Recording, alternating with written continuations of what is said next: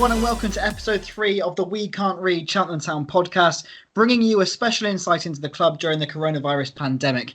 As always, Luke Saunders is with me as we discuss all things CTFC on a day where we would have been making the short journey down the A419 to the county ground to take on Swindon Town.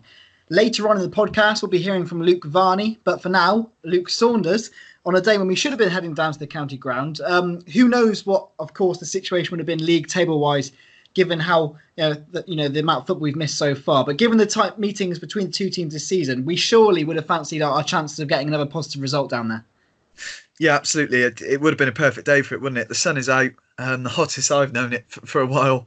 And it would have surely been a sort of a up around the top of the table clash with a bumper away following a very big crowd. But what can you do? This is just the way it is at the moment. But yeah, as you say about the results against Swindon, they've been an absolute juggernaut this season at times.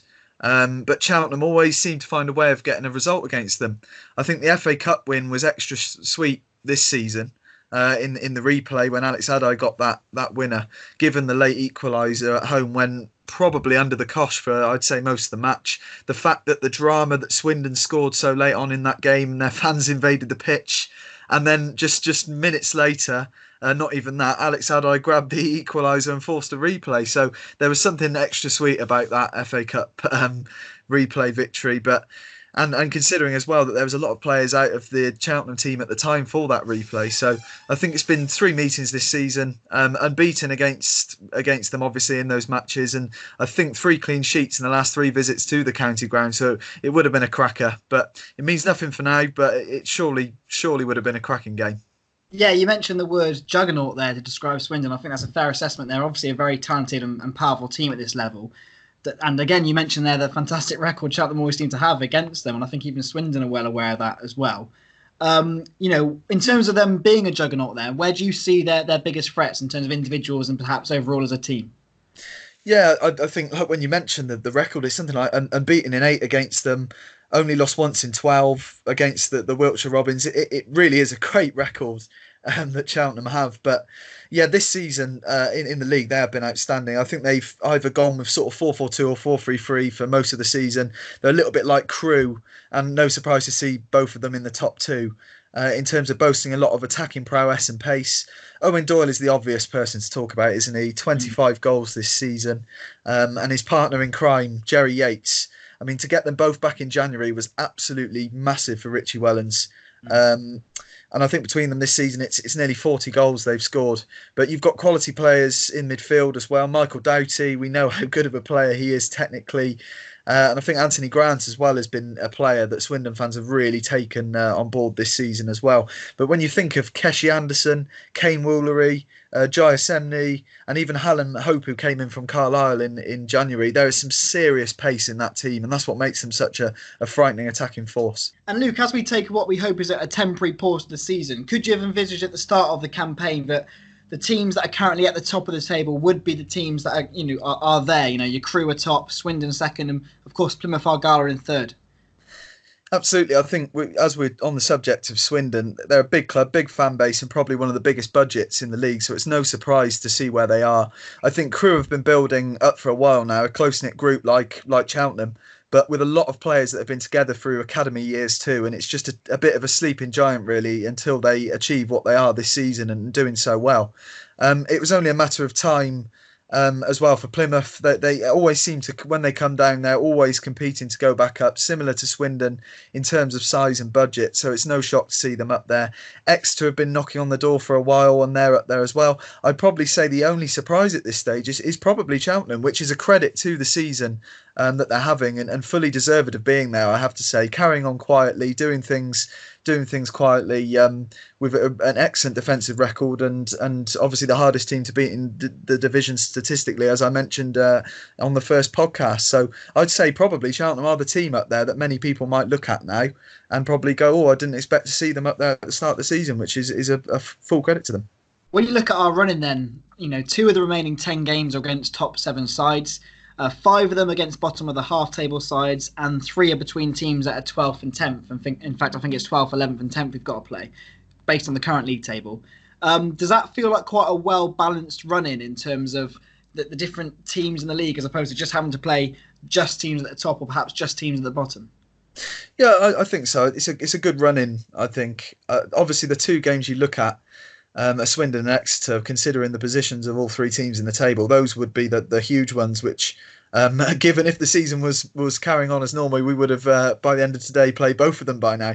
But those are the two ones you look at and think those are massive. But given the sort of the message coming from sort of the first team camp is that no game is more important than the next. So regardless of who we play, regardless of where they are in the table, it's one game at a time. And it's an old cliche really, but it clearly is just, treat the next game as important as the one that you've just played. So I think given the way the season has gone, and the way that Cheltenham have been so hard to beat away and so free flowing at home, it does look like a pretty good looking run in whenever the season resumes. That is. And there are suggestions, Luke, of an attempt to finish the season in a 56-day programme, though that situation, of course, is always ever changing. It's hard to predict how games are going to go at the best of times, but surely that's going to change a lot of factors. It is. It seems that way. Nothing is concrete at the moment, but if that is the plan, as it's kind of come out in the last couple of days, then and behind closed doors has been brought up with that, obviously, then one advantage is that everyone is in the same boat. Safety is paramount at this time, and obviously, as you say, it's an ever-changing sort of landscape at the moment. We really don't know what's going to happen, and we'll see what happens. But from my perspective, football needs fans. And it's particularly this season, our support has been great, particularly with the noise generated at home. Either way, if football comes back in whatever form, it'll be a massive boost to everyone there. Definitely. And, in terms of the team, Luke, we usually operate with a fairly consistent team selection. Do you think if we had to play that amount of games in that short space of time, there's going to have to be more squad rotation than what there perhaps would normally be at Cheltenham? Possibly, if it's around 2 games a week as suggested, then that may be something that has to be considered. But it has been done at times this season anyway. I think the most consistent sort of part of the team is always that back five. Rarely changes. 1 or 2 players out of there every other week. It's pretty much solid all season long. It's been pretty much the same. There was a run of fixtures where 1 or 2 changes were made and ideally forced really because of the injuries, etc. But one thing is for certain this season is that the squad depth has been massively key. As I mentioned earlier, that win at Swindon in the FA Cup and the win at Mansfield came with what you would say is probably without some 3 or 4 key absentees. I think Ben Tozer was out, who had obviously been a mainstay as the captain in the centre of defence all season, in the Mansfield game. And in both games, there was a real striker shortage. Obviously, Alfie May didn't come until January. Luke Varney and Ruben Reid weren't available. So Jonty Smith and Alex Haddai played up front and did a great job. So I think every team will need to use their squad wisely for sure. But one minor advantage is that this break gives players who may have been struggling with knocks the chance to recover as well. Now, last week we had a bit of a teaser question, Luke, that you put together for us. We're going to have another one for you in just a second. We're going to be hearing from Luke Varney in quite an extensive interview in a second as well. Luke, if I hand over to you for the teaser question, then we'll head over to the interview. Excellent. So on the subject of Luke Varney then, at 37 years old, there are only 7 players older than Luke Varney in League 2 this season. Can you think of at least 3? Absolutely. Right. Great question. That's a good another League 2 round question. Look forward to hearing what the answers are later on in the podcast. But like I said, Luke Varney is our main interview on this week's episode of We Can't Read. So I spoke to Luke about a number of different things involving the lockdown, his career, himself as a player, and also his younger days at Quorn as well, before he came through at Crewe Alexandra. So let's have a little listen in to Luke's interview here on our podcast. So, Reg, we spoke just then about some of the things you've been doing at home, but how are you finding life in lockdown at the moment? Yeah, I think you've got to be honest, it has been difficult. Obviously, the football side of it, we all used to having a routine and being told what to do at training and having so much time on my hands. It's been tough, but I've got 2 young girls and a dog to look after at the minute, so I've got my hands full. So it's been on that sense, I've been busy enough, and they've kept me on my toes, and I've been doing so many jobs around the house, keeping myself busy and keeping them busy. So yeah, it's tough missing the football and the routine of it, but like I said, I'm just trying to keep us all busy at the minute. I know you're keen on your cooking. Have you been doing much of that? Yeah, every day. Obviously after the kids' lunch as well, their dinner, and my wife's coming back from work, and I'm rustling something special up for her. So yeah, I'm getting a bit more practice. So we'll have to see where it might lead. I know some of the players enjoy your cooking. Where did that sort of spark to get into cooking come from? I don't know. Just really, I think because I was quite independent, I obviously moved out home quite early. You just sort of, I suppose you have to look after yourself, and it must have helped me. And my wife's not the best at cooking anyway, so I thought that's why I took over and got all the reins. So I quite enjoy it though, to be fair. I like seasoning and stuff, when you get into it that way. So yeah, I've just enjoyed it, and it's something I've got a bit of a passion for. So we saw you doing a lot of home training on the video a couple of weeks back, and in your gym you've got some pretty impressive shirts from players you've played against over the years. Yeah, I'd like to play them, but I didn't get anywhere near most of them.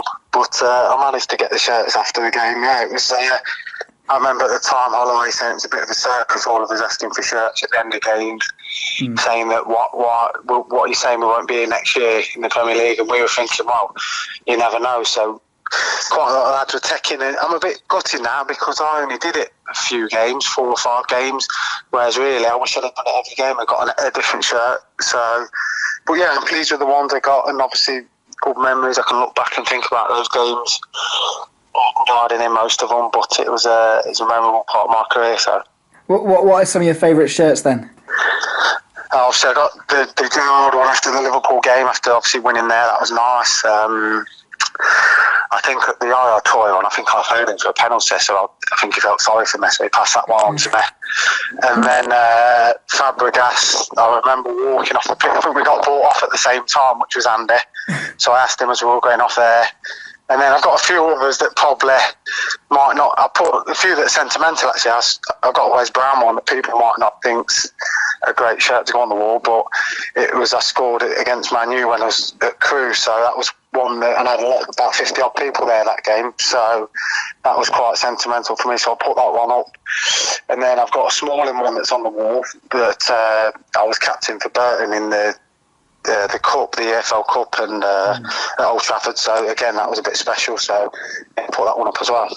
Absolutely, great memories. And obviously in the change room now, Luke, you're a massive leader, and is that something that's been a case for you ever since a young age, or is that something that's happened when you become a more experienced player?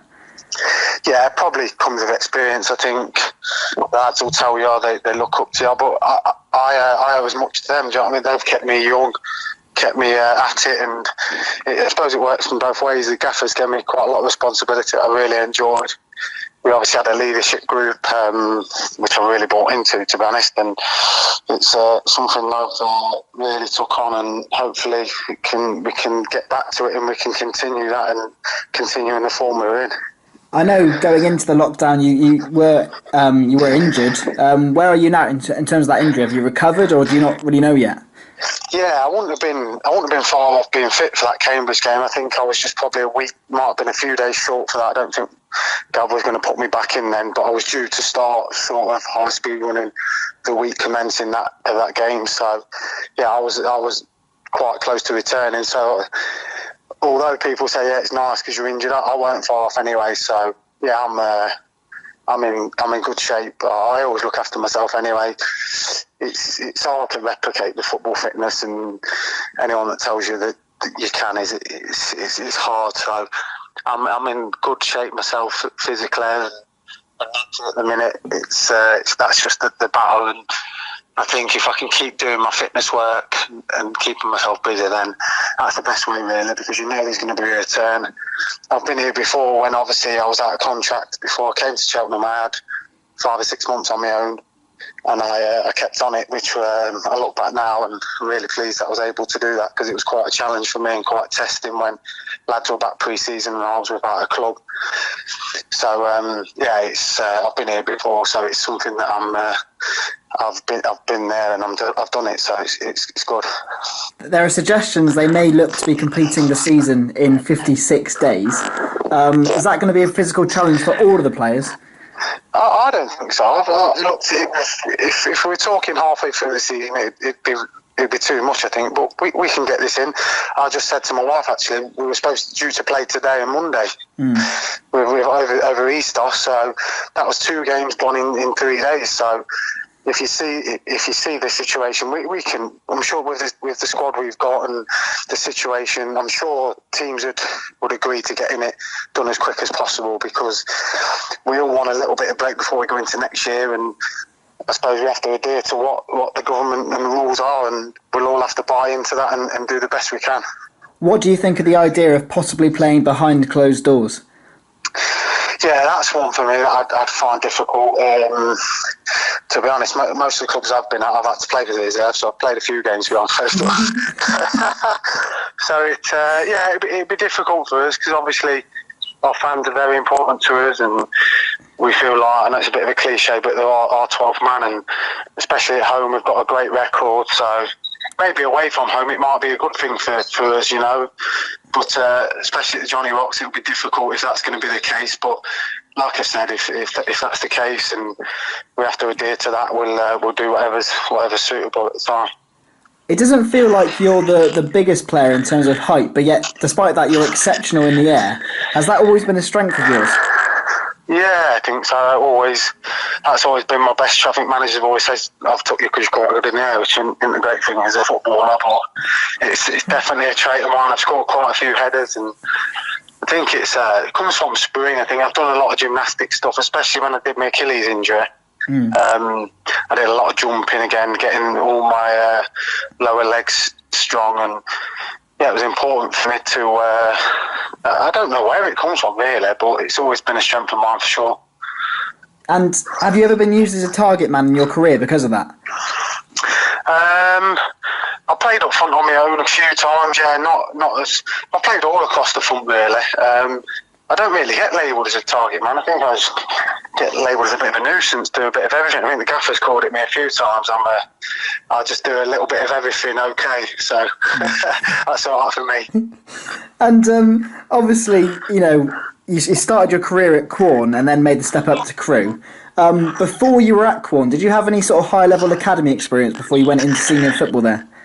Nah, nothing. I think when I look back now, I got released at Leicester just before the YTS forms are given out. So, yeah, I missed out on all of the coaching side of it and the academy side. But I do think it sort of stood me in good stead for life. You know, I experienced what it's like to work. You look now at players that get released that have never seen that side of it. It's quite daunting to go into work, but I really think about that in fondness, the way I had those 3-4 years where I was working and still playing my football. I remember I used to run to work for my fitness, run back, then go training. So it's something that I still drive past, and it's all been changed now. Changed into flats and development. So it's disappointing that happened, but I always look back and think to myself, it was definitely stood me in good stead for going forward.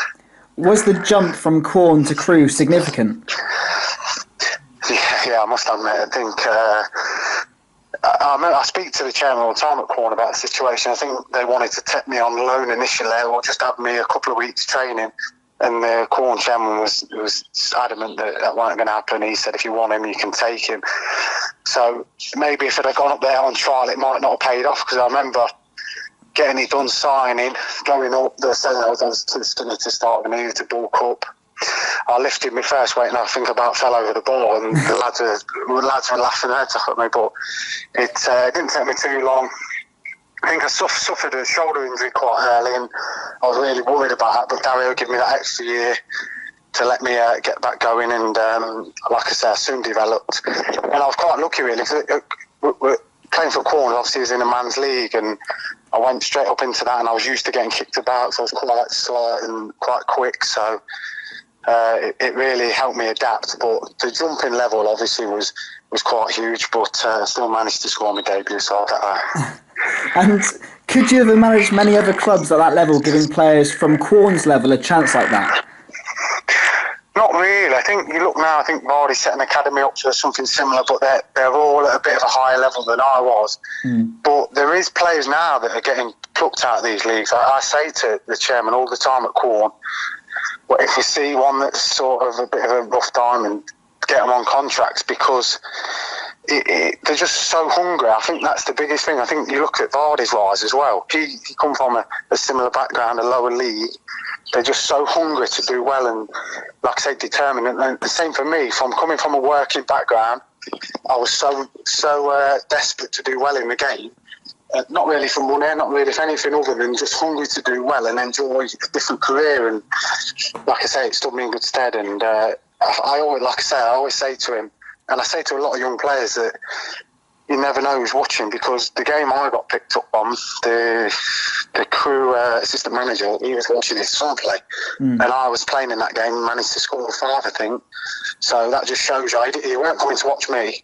So it was just literally luck of the draw, and they told me they were coming to watch me the next game, and I was terrible. I think we drew 0-0, and I thought that was probably it. But fortunate for me, I did enough in the game before, so we ended up getting it sorted.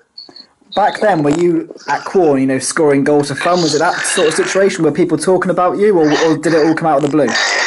Yeah, I think I'd scored quite a few goals in the 23s. We were in a really good league. We had West Brom in like a floodlit league, and then I managed to get up into the first team.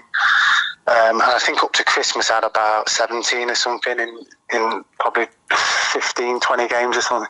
So I sort of knew something might happen. I remember asking the chairman, actually, because I was doing so well. I was on £30 a week at the time, I don't mind saying.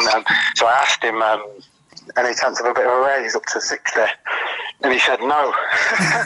And I said, any chance? And then obviously I ended up going to Crew and going to Cheltenham, and they got 500 grand out of it. So we always talk about it, that extra £30 he won't give me.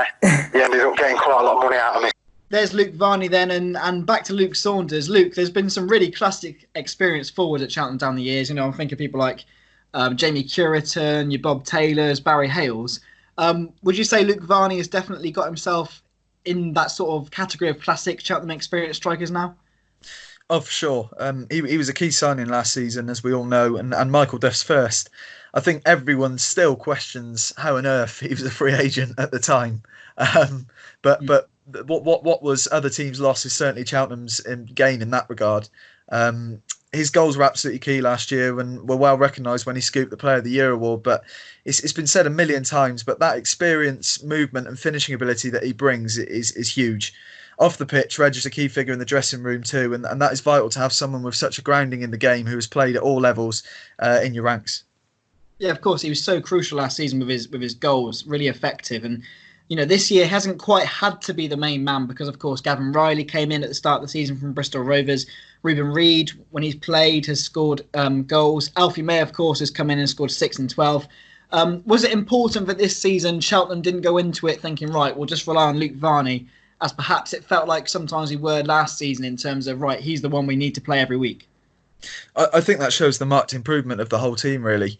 He's played a massive part, and you can throw Alex Adai into that mix as well for his goals, because earlier in the campaign he quite comfortably beat last season's tally. So I think everyone in the striker department has kind of stepped up when they've had the chance to, and sort of taken that burden off Luke Varney, and it's great to have that. Injury hasn't sort of helped Reg either this season. It's the same case with Ruben Reid, probably the two most experienced strikers in the squad. But they have been managed very carefully and sensibly, and that has paid dividends. We've seen a run of fixtures. I think you think back to the likes of Carlisle away, Mansfield at home, Leyton Orient at home. That switch of players during the match when they sort of switch for each other, whoever starts out, Ruben and Varney, has come on and made a difference. And you can throw Northampton into that mix as well when Varney came off the bench to score the winner. So yeah, absolutely massive impact all forwards have made this season. And like I said, we have got a number of forwards in the squad. Going across that group, what sort of strengths do you think they all have? Because they all bring different things. Yeah, every one of them has something a bit different, and that's key. It's obviously good not to have 6 or 7 players that do the same thing. And they've all stepped up, as I mentioned a minute ago, as well, when they've had the sort of opportunity to do so. With Varney and Reid, they bring that aerial threat, that strength and experience, as everyone has seen at times this season. Alex Haddow and Alfie May bring bags of pace, with Alex improving from last season, as I also mentioned. But with Alfie, you also get that incredible engine and work rate, constantly closing the defenders, the goalkeeper down and pressing high. And he has been a really, really key signing on that front, and also a popular player with the fans. But on the subject of work rate, that's something that our very own George Lloyd brings to the table as well. It was good to see him get a run of games in late 2019, and he's someone as well that he's just ticking over the games. He's still a young lad, of course, and you can see him having having hopefully a good future here at the club. Jonty Smith has chipped in too, some key performances. He's someone with quick feet and can win headers too. He's something a little bit different to Varney and Reid. So he's also been great. Great to see him get his first Football League goal at Mansfield as well. And obviously Tom Nichols, who came in on loan in January, is more of a creative sort of more of a deep line striker, it seems. But so it's a great mix of players to have in the group. Of course, something that's been quite big on our media channels and continues to be, really, because it just keeps on getting bigger and bigger, is the Head Shave fundraiser, Luke. The total for that has now flown past £5,000, partly because of the auction that took place as well for some of the classic match-worn shirts. It's fantastic, isn't it, to see a player-led initiative prove so beneficial to Gloucester's local NHS trust?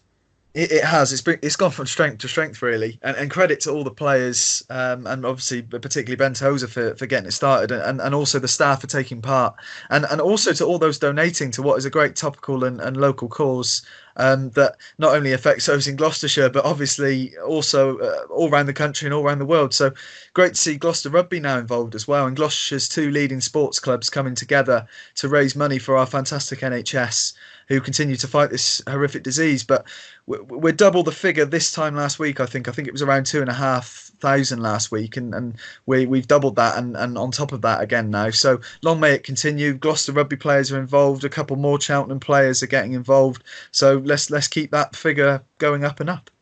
And with the money that has so far been raised for the NHS so far, the money, of course, that was raised for the Holly Gazzard Trust earlier in the season with the game against Leyton Orient. It's fantastic, isn't it, that we're using the football club as a foundation for supporting so many good causes, and the fans have been really, really sort of charitable as well in supporting that. Oh, they have. I mean, you look at the auction for the shirts and people donating shirts in. It's all these little things make a massive difference. It's great to see everyone pulling together.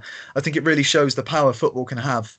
It's been a wonderful year on and off the pitch so far at Cheltenham Town. The Holly Gazzard Day was a really special day, and this fundraiser at a really difficult time for everyone now shows how we can all come together and make a difference. Regardless of what happens on the pitch when the season resumes, I would stick my neck out and say it really has been a brilliant season at Cheltenham Town this year so far. Yeah, it's been thoroughly enjoyable from start to finish, and let's really do hope that we can finish it in a good way as well. Now, Luke, before the Luke Varney interview, you set us a challenge on the podcast again. Can you remind us what that challenge is, please? So there are only 7 players older than Luke Varney in League 2 this season, and can you think of at least 3? And I'm going to come to you, Joyce, and see if you've come up with 3 before I give out the full list of answers. Well, there's 2 I'm quite confident of, and there's 2 other names I've come up with. Okay. That could be on the list. The 2 I'm confident with are Danny Bullman at Crawley, and Mark Richards, the striker. Yeah, those 2 are correct. Okay, good. The 2 I'm unsure of. One of them I know quite well, so I don't know if he's going to give me some stick. Sam Russell at Grimsby. Well, I've got it down as him just below Luke Varney. Oh, okay. Russell will be pleased with that. And also, the other one I've got is Danny Whittaker at Macclesfield. Another really close one, but he's not on my list. So you've got 2. Well, okay, there you go. I got 2 then. Can you remind us who the other ones are then, just in case anyone's guessed any others? Of course. So we'll go from the youngest to the oldest, but obviously all of them are a little bit older than Varney. Mark Richards at Cambridge, which you guessed. Michael Rose at Macclesfield. Very good, reliable player from the penalty spot. Barry Roche at Morecambe. Yes. Always, I think he's a good friend of a few of the National League title-winning players like Danny Wright, Harry Pell. Joby McAnuff at Leyton Orient. Yeah. Neil Bishop at Mansfield Town. Of course. Kevin Ellison at Morecambe. Oh, yes. How do I not get him? And the one you got, the oldest player, is Danny Bullman of Crawley. I can't believe I didn't get Kevin Ellison. It's probably because he hasn't been in the team of late, I would imagine. I'll use that as an excuse. Right, brilliant. Luke, that is a fantastic little quiz question for this podcast. Thanks very much for that. And also thank you for your time as always. Really appreciate that.